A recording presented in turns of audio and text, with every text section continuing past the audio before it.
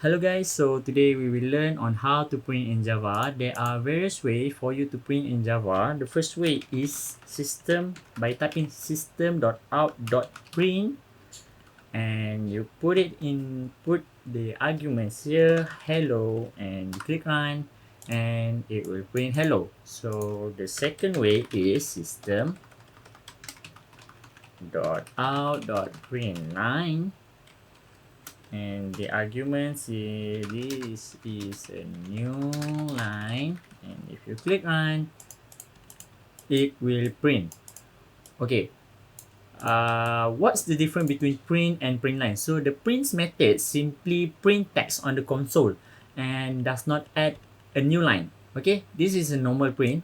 It will not add a new line after this code has been executed, while print line will add a new line after print text on the console.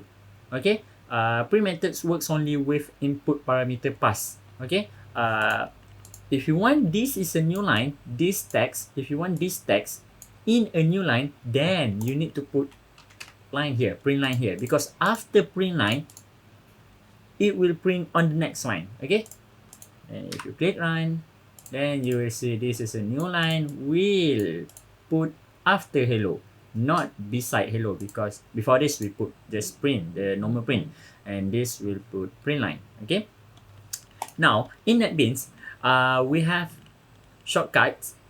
You just need to type SOUT and click tab, and NetBeans will automatically complete the code for you.